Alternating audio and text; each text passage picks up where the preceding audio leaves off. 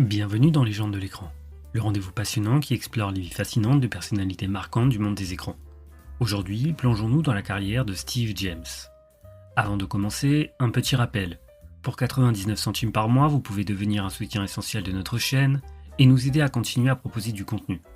Votre souscription nous permettra de maintenir tout notre contenu gratuit pour tous, tout en réduisant au maximum les publicités. Il vous suffit de cliquer sur le bouton rejoindre pour faire partie de cette aventure.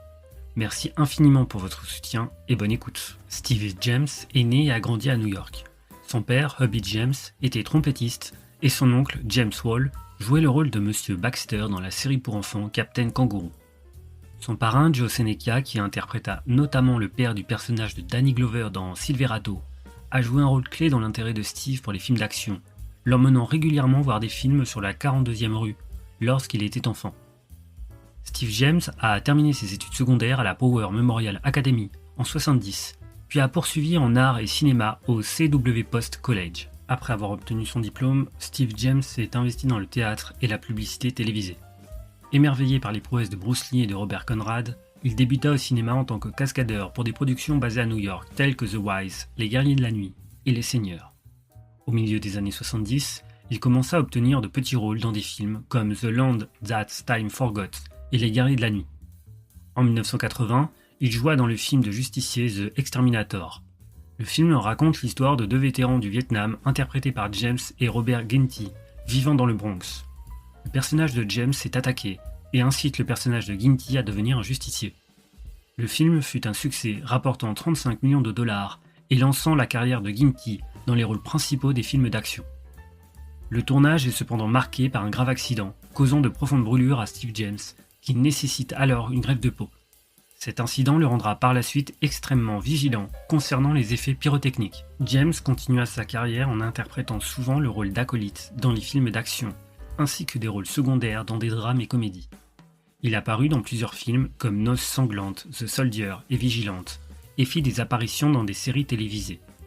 En 1984, James joua dans le film de science-fiction comique The Brother from Another Planet de John Sayles aux côtés de Joe Morton. Accompagné d'autres acteurs comme Daryl Edwards, Ren Woods et Bill Cobbs, il interpréta un personnage de Barfly, livrant une performance saluée par la critique. Cette même année, il apparut dans un épisode de la série télévisée The Dukes of Hazzard. En 1985, il obtient un rôle aux côtés de Michael Dudikoff dans le film d'arts martiaux American Ninja de Sam Firstenberg. Il reprit son rôle dans la suite American Ninja 2 The Confrontation et American Ninja 3 Blood Hunt. Il partagea également l'affiche avec Chuck Norris dans The Delta Force et Hero, et joua des rôles secondaires dans le drame Mask et la comédie sportive Johnny B. Good. En 1988, James interpréta Kung Fu Joe dans le film parodique I'm Gonna Get You Sucker, et reprit ce rôle dans le pilote de la série télévisée Hammer, Slammer and Slade. En 1989, il joua le rôle principal dans Riverbend de Sam Firstenberg. Il y incarna un officier noir qui s'évade de prison pour se retrouver dans une petite ville remplie de racistes. Le film eut une sortie limitée en salle et peu de promotion en vidéo. En 1990, il décrocha le rôle principal dans Street Hunter, réalisé par John A. Gallagher, avec qui il coécrivit le scénario. En 1993, il apparut dans la comédie Weekend and the Bernice 2, son dernier film sorti de son vivant. Peu avant son décès en décembre 1993, il avait terminé le film Bloodfust v Human Target avec Don the Dragon Wilson, ainsi que le pilote de la série télévisée Mantis.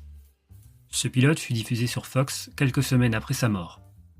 Il avait prévu d'auditionner pour le rôle de Jax dans le film Mortal Kombat, mais son décès conduisit le studio à confier le rôle à Gregory McKinney.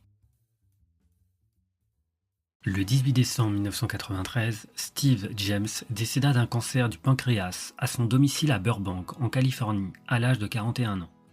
Lors de son service funèbre, des éloges furent prononcés par Sidney Poitier, car sa veuve Chris travaillait pour Sidney, son père Hubby James, son ami John A. Gallagher, ainsi que Christine Pond James. Son urne est conservée sur la cheminée de son domicile à Burbank, en Californie.